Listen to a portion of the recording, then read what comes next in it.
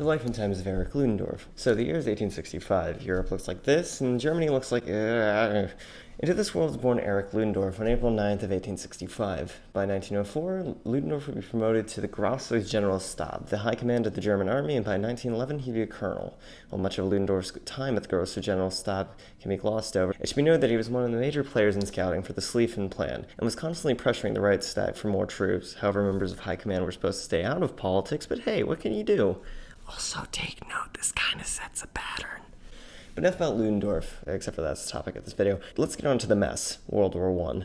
To summarize, the next in line of the Austro-Hungarian throne, Archduke Franz Ferdinand, is shot by Gavrilo Princip, a Serbian nationalist. Then the mess of alliances that is Europe is declaring each other and yada yada yada World War I. And now let's see how well that plan Schlieffen made went. So the German army is rapidly advancing through Belgium and northern France, but they would be stopped around the Ain River, thanks in part to British troops which Germany had provoked by invading Belgium. And then the entire Western Front would stall and both sides would start racing to the sea, trying to outflank each other until they couldn't anymore, and then the borders would promptly stay like that for 4 years. So that was a complete waste of time. So by late 1914, two Russian armies were marching into East Prussia, and the commanders of the German 8th Army, the only one stationed in the east, started to panic and were fired by a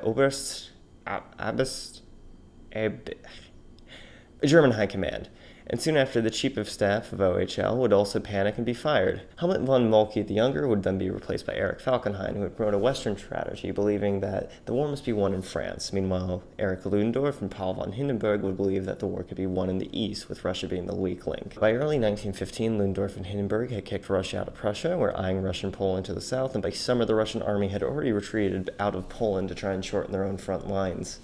And it is at this point we can get into Ludendorff's personal opinions. See, Ludendorff wanted to make all the newly conquered territory part of Germany. He wanted to send German citizens to the east, into Courland, Lithuania, and parts of Poland, in order to Germanize it. And if this is something a little bit similar to Lebensraum, it's because it was. Ludendorff believed that those in the Baltic, among other places, were incapable of producing any kind of culture on their own, and that Germany should gain as much territory as possible to prepare themselves for the next war. Pleasant. Anyways, on to 1916. Russia would launch the Brusilov offensive, which would almost break through the Carpathian Mountains, a feat which would have allowed Russian troops to march across the Hungarian plain and end the Austro-Hungarian war effort. This, on top of Romania's entry into the war, oh, you poor idiots, Romania, would lead to Falkenhayn being sacked and Paul von Hindenburg being put in control of the OHL, with Ludendorff at his side. They soon stabilized the Eastern Front and kicked Romania down to a third of its size. Again, Romania, what was your plan here?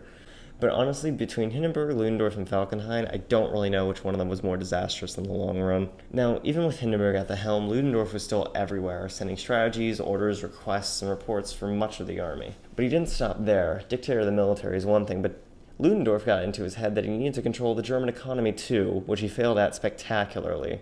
In the beginning of 1918, half of much of the food in Berlin was sold on the black market, and while German productivity had increased, living conditions worsened and laborers became less and less cooperative, many labeling Ludendorff a dictator, which yeah, just not very good one. After the successful failure that was the 1918 spring offensive, the German army was rolled back day by day for weeks by the Allied forces. The Germans sued for an armistice as quick as possible. One condition of any talks was the creation of a liberal German government. The Germans would just throw one together, as you do, and Max von Baden would be made the new chancellor.